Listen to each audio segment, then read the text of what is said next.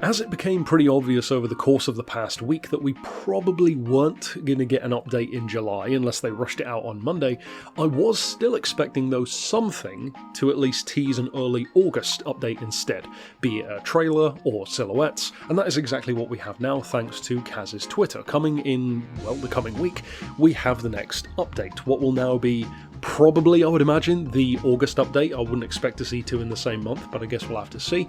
We have 4 vehicles. One of them, of course, we already have recently talked about, the GR Corolla.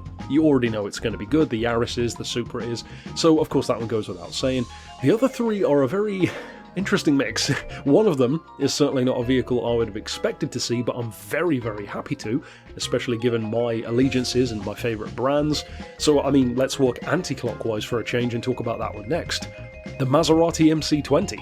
That is not something I expected to say was going to be in Gran Turismo 7, but it is, and I'm really looking forward to it. For me, this is more the kind of car that I would be looking forward to more than, for many people, the C8 Corvette. I could see this being a very, very good supercar. Obviously not as quick as something like a Valkyrie, but certainly very good. I would personally love to see Group 4 or Group 3 racing versions of it in future. I would love to represent Maserati, or for any fellow Maserati fans, of course it's my favourite marque.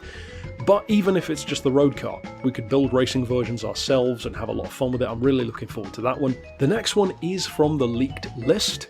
It's the C1 generation Corvette. It's the 1958 in particular, as leaked in that very list. So in other words, very similar shape to the custom Art Morrison Corvette that we had in Gran Turismo 6. You could probably assume that we'll either be able to tune this one up to maybe not the same level as that one, but maybe get some kind of engine swap later on.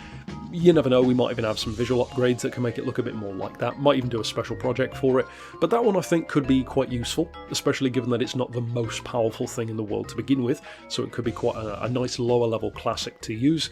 And then we get to probably the strangest one, or definitely the strangest one of the 4. My eyes lit up for a split second when I first saw that shape, but of course very quickly realised there's no way in hell that's a Renault Espace F1. Maybe a Ford Supervan? No, it's not a Supervan. My thought landed on Volkswagen, like a T5, T6 kind of shaped van, which wouldn't really make any sense. What it has been confirmed, it would seem, via Twitter, to actually be doesn't really make any more sense than anything I just said, because it's actually an ambulance.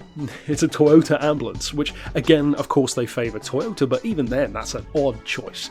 This one, I think, is curious for obviously a number of reasons. I could see a lot of people really disliking this choice. I even saw some sentiments in that vein on Twitter in replies to Kaz himself. To me, this is more of like an OG Gran Turismo kind of thing. This is the kind of car you'd expect to show up in like Gran Turismo 4 or 6, like the pace car kind of vibes. And even though we have some of those safety cars still, it's not as much of a thing as it was in the older games. And I think whereas in the older games this would fit right in with the Model Ts and the patent motor wagons, it is a curious choice to have now, especially with how much more of a focus on esports the past 2 games have had. But sure, I'm looking forward to seeing what it can do. I assume it will have working lights, I guess. Maybe some visual upgrades. Be curious to see what those are, but yeah, a very odd choice. The Alphard, of course, which will be its nearest rival, we already knew that was coming because of the leaked list, but this one, complete blindside. Very, very curious addition, and of course we already know in general that we have a new circuit coming, the Villeneuve circuit. Whether that comes this time, we don't know. It might. We'll have to wait for the trailer, of course, which should come out relatively soon, sometime in the coming week, obviously. But for now, it's a curious mix of 4. Obviously, I'm most looking forward to seeing what the Maserati can do.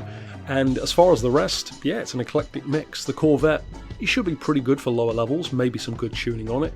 The Corolla, you already know it's going to be good. For me, I probably won't end up using it that much, but it will be a good car. And then we'll have to see what this ambulance is like to use as well, and whether or not we get any new circuits, including the one mentioned. So of course stick around on the channel for that. When it does arrive in the trailer, I will be covering it very soon after, and of course then I'll be discussing the update itself on the channel as well. So stick around for that. Of course I'll see you next time, and for now, as always, thanks for watching.